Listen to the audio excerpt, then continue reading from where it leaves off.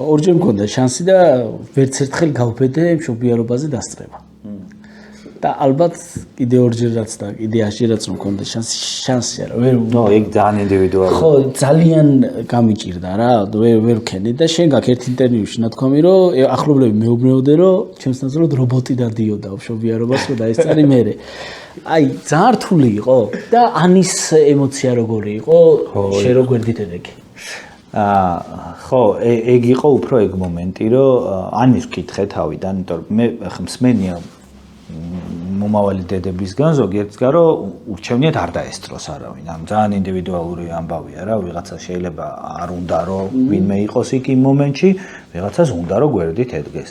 ხა ზოგს აურჩევია, უნდა რომ აი დედა მინდა იყოს ჩემთან ერთად, მინდა მეგობარი იყოს ჩემთან ერთად. ძალიან ინდივიდუალური შეგრძნებაა და პრიორიტეტი მაგ დროს არის რა თქმა უნდა მომავალი დედის გადაწყვეტილება ხო. ანი მითხრა რომ მინდა რომ შენ იყო.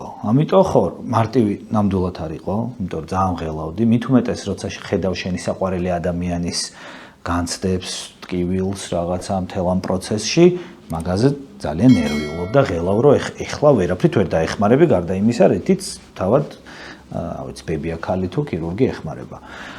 მეორე მხრივ ნერვიულობ ბავშვზე, როგორ იქნება, რა იქნება მე მახსოვს რომ პირველი მშობიარობისას ძალიან ისეთი დეტალებია, მაგრამ ნუ მამების დროში ვართ და ეგეთ დეტალებზეც ვისაუბროთ, ხო?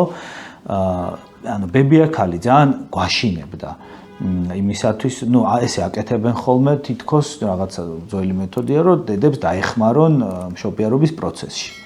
ხო და ძალიან აშინებდა რომ მალე თუ არ იმშობიარებ ბავშვი ვერ გადარჩება იცოდე და ესეთ რაღაცეებს და ანიმ თურმე დიდი მოკვლევა ქონდა ჩატრებული და იცოდა რომ ესე აკეთებენ და არ არის ეს რეალური მუქარა.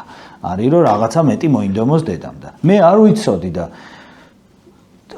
დამემართა შოკი რა მეთქი რას ქვია ბავშვი ვერ შენთვის საათად ანუ რას მეთქი რას მე რა სიძახით რაღაცა რა და ხო მე ნუ აი რაღაცა პირველი სცენა ბავშვის რო ხედავ პირველად რომ გამოიტირებს ეხები, ნუ ძალიან ამ ყოველფრის მერე ანიმ ასევე მთხოვა რომ ცოტა ხანი კიდე ჩემთან იყავდა. ქვემოთ არის 50 კაცი სამეგობრო სანათესაო რაღაცა და ელოდებიან რომ ეხლა კი მშობიარობა მორჩა სადღაც 2 საათზე დღის და ეხლა ჩამოვა რა, ანუ აჰა კიდე რამდენი ხანი უნდა გაჩერდა 3-ზე ხო ჩამოვა.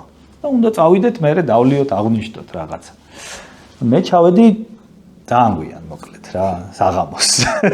სუფრაზე მიხვედი თუ კიდე დაბლა იყვნენ? არა, იმ დღეს სუფრა იმ დღეს ღამის 2 საათზე თუ 3 საათზე სახლში ესე, იმიტომ რომ ცოტა რაღაცა ცუდად იყო კიდე ანიმერე მშობიარობის მერე რაღაცა ისა და ბოლომდე იქ ვიყავი პალატაში და რომ მირეკავდნენ ვეუბნებოდი რომ ჯერ ვერ ჩამოვალ თქო რა და ანუ ბოლოს ცოტა ეწყინათ კიდევაც რომ კაცო შეგელოდებით რაღაცა მაგრამ ნუ ჩემთვის პრიორიტეტი იყო იმ შემთხვევაში დედა და ბავშვი ვისაც არ უნდა სწენოდა ქვემოთ ხო ანუ ეს ეწყინა ხუმრობთ ხო და მეორე შემთხვევაში უკვე ჭიპლარის გადაჭრაც გავუბედე ჩემით ვახ შენგენ ხო შემომთავაზა და მე ვთხარი კი მოდი თქო და გადავჭერი და ეგაც ძალიან ემოციური შეგრძნება იყო